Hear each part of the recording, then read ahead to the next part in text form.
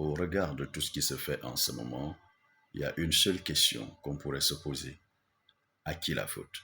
D'un côté, nous avons un État qui a laissé grandir ce qu'on appelle le laxisme généralisé, où chacun fait ce qu'il veut, chacun dit ce qu'il pense, chacun s'implante là où il veut, peu importe les interdictions de la loi, chacun pouvait se planter n'importe où.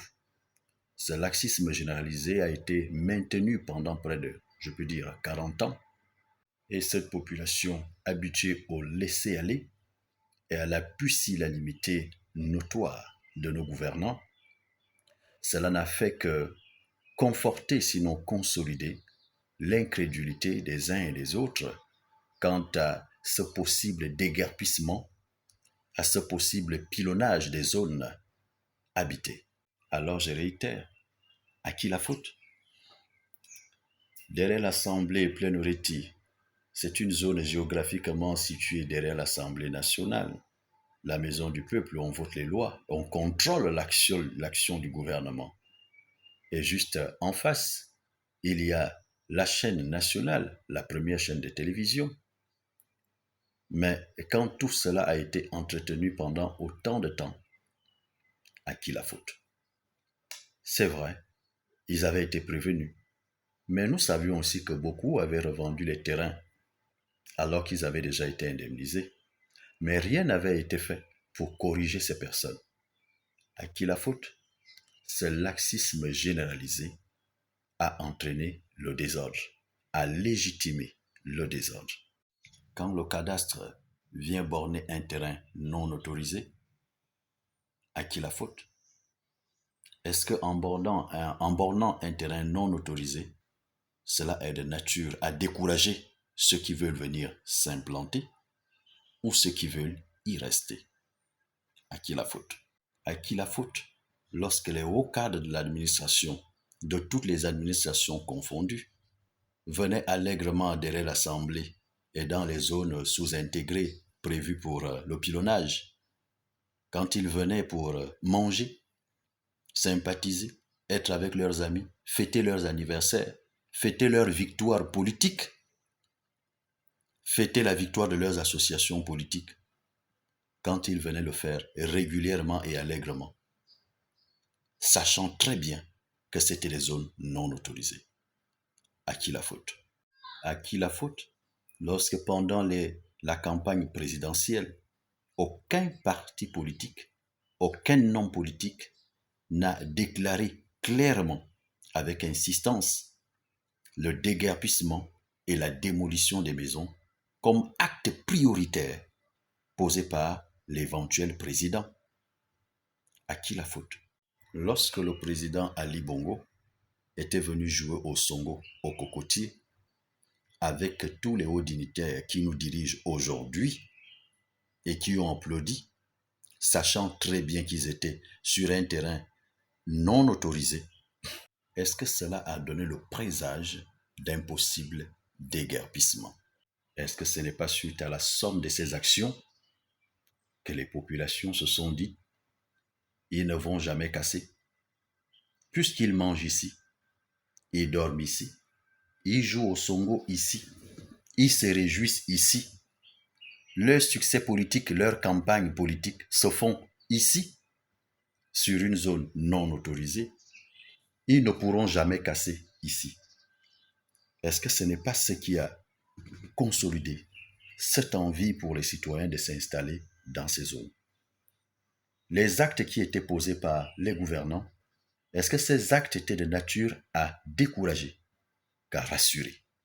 C'est la rupture brutale de cette sublime complicité qui surprend aujourd'hui plus d'un, et nous voyons certaines personnes qui se sentent trahies. Si vraiment le déguerpissement était un acte urgent après les élections, pourquoi ne pas nous l'avoir dit pendant la campagne? C'est le sentiment qui plane un peu partout. Et même s'il nous l'avait dit, si on s'engage dans la procédure, comment expliquer qu'on se lance dans un vaste projet de démolition, aussi aveuglement et aussi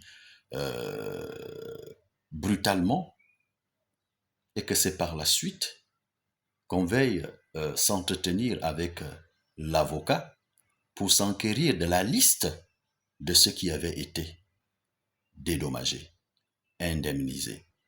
Alors, désordre maintenu et autorisé pendant des dizaines d'années, et de l'autre côté, un peuple qui s'est habitué au désordre. À qui la faute?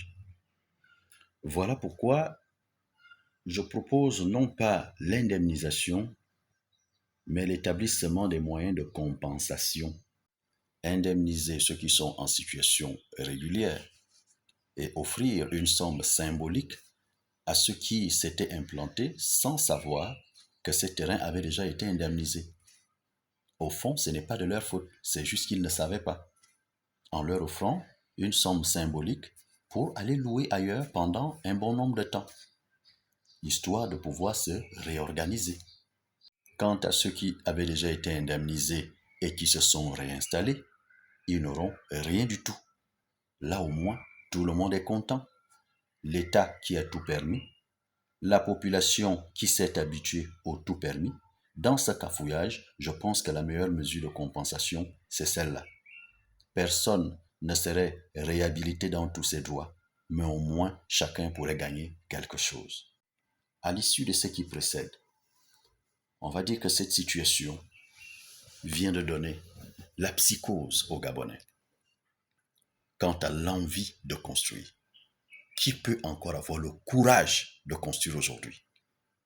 Où votre terrain est borné, mais on vient quand même le démolir au motif que vous n'ayez pas de titre foncier. Combien de Gabonais n'ont pas de titre foncier? Comme on dit chez les Fons, quand tu dépièces le coq, le canard t'observe.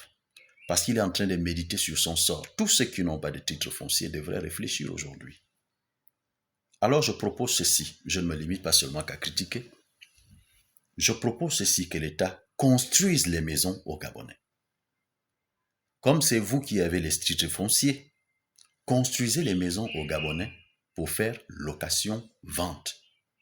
Parce que je vous assure qu'avec ce qui se passe en ce moment, il va falloir avoir un courage de lion pour prétendre aller prendre un terrain, aller acheter un terrain et construire dessus, parce que tu ne sauras pas quel est le sort qui te sera réservé. Je propose, comme nous sommes dans la continuité de l'État, que l'État nous construise les terrains et qu'on prenne ces terrains, location, vente, on rembourse un peu, pour ne plus se retrouver dans de telles situations où on viendra te dire tu ne devrais pas être là. Vous venez de mettre les gens dans une situation de peur. Construisez les maisons, faites-les louer pour que la maison progressivement revienne aux locataires. Je pense que c'est la meilleure solution. Pour ce qui est du financement, ce n'est pas compliqué. Construisez d'abord pour les fonctionnaires, pour les gens qui travaillent. Comme ça, les versements qu'ils feront vous permettront de financer les logements sociaux pour ceux-là qui n'ont rien. Quant aux Gabonais qui ont perdu leur boulot, que l'État se mobilise pour impulser une nouvelle dynamique en leur donnant des moyens afin qu'ils puissent s'insérer dans les petits métiers, la couture, la restauration, ainsi de suite, pour que progressivement le Gabonais ait des moyens pour participer à l'économie de son pays, de pouvoir cotiser afin de réajuster l'assiette fiscale. Voilà comment progressivement, d'ici les 7 ans à venir, le Gabon va retrouver sa santé économique dans un environnement où tous les citoyens sont heureux, confiants et fiers de leur gouvernants.